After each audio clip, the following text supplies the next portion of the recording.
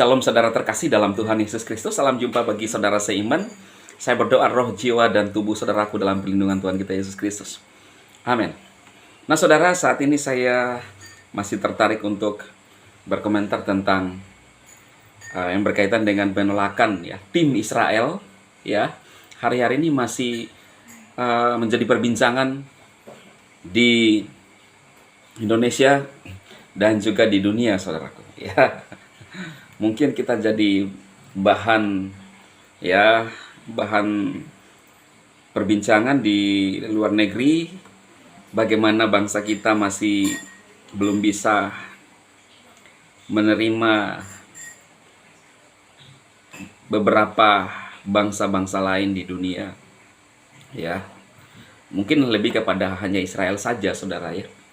Cuma saya sendiri berpikir bahwa lucu saja ya, kita menolak tim kesebelasan Israel untuk berlaga di negeri kita tercinta Indonesia ya.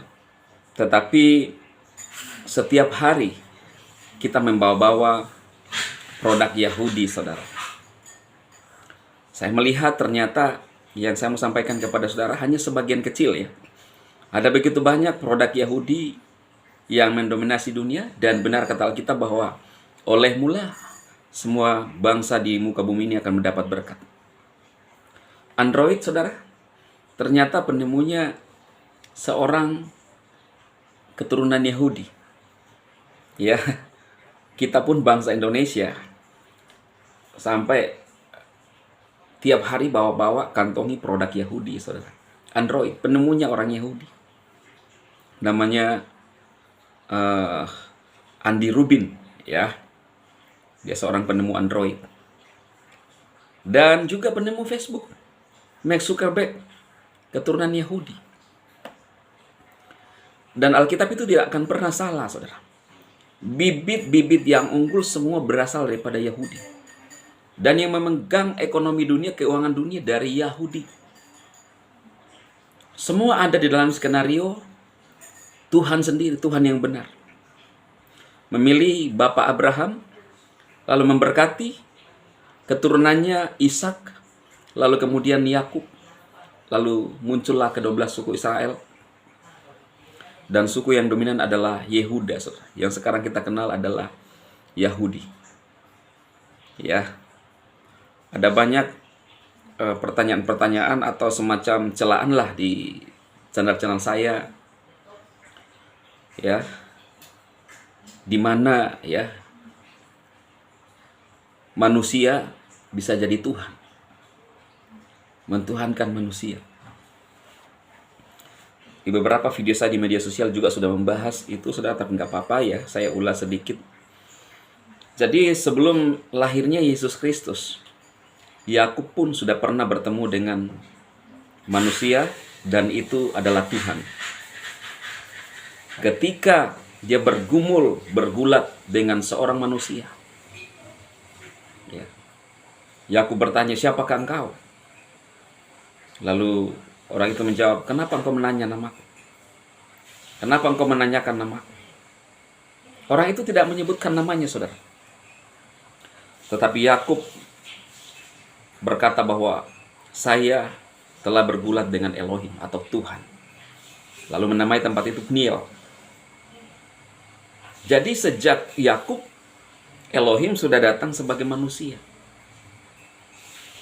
Jadi kalau kita percaya Tuhan adalah Elohim yang Maha Kuasa, maka bagi Tuhan, dia mau jadi manusia itu bisa saudara. Dalam kisah Bileam, bagaimana keledai Bileam bisa berbicara kepada Bileam pada saat Bileam ingin mengutuk bangsa Israel atas seruan Balak, tetapi justru berkatlah yang keluar dari mulut Bileam saudara. Ya, tadi saya jalan-jalan di mall, lalu kemudian saya mencoba pijat elektronik atau terapi saudara ya. Jadi itu kita rasa di belakang kita atau di bagian organ tubuh kita dipijat saudara, tapi yang pijat itu elektronik. Kita bisa Ini adalah contoh-contoh yang sederhana kita bisa pikirkan.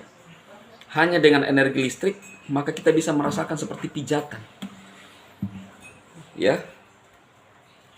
Atau saudara yang punya mesin cuci di rumah, hanya dengan cup sambungkan ke listrik, maka sudah bisa bekerja dan sekitar 10 menit bisa kering. Dari mana? Energi listrik. Apalagi Tuhan, saudara. Ya. Ini saja contoh-contoh ini yang saya sampaikan kepada saudara bisa terjadi buat tantangan manusia, penemuan manusia, apalagi Tuhan.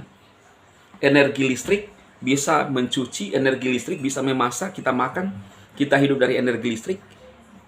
Apakah kita melihat energi listrik berubah wujud kemudian berdiri masak di depan kita? Kan enggak, saudara. Menggunakan rice cooker, kita tinggal colok aja beberapa menit, jadi bisa dimakan. Apalagi Tuhan. Jadi kalau kita yang masih mempertanyakan tentang masa manusia bisa jadi Tuhan, ya itu terserah saudara. Tetapi saya sebagai orang percaya mengerti dan tahu konsep penebusan. Itu sebabnya dia datang sebagai manusia untuk menyelamatkan kita supaya kita kenal Dia. Ada banyak kesaksian yang menjelaskan itu, tetapi tergantung kepada hati kita. Semoga apa yang saya sampaikan bermanfaat bagi saudara sekalian. Ya, Yesus berkata bahwa dari buahnya lah kamu melihat segala sesuatu. Tuhan itu punya kasih. Dari sejak semula Dia berkata bahwa aku adalah Elohim yang punya kasih. Dan Dia pun menginginkan kita umat manusia ini punya kasih. Ya, dari buahnya kita lihat, saudaraku. Ya, supaya kita bisa sadar.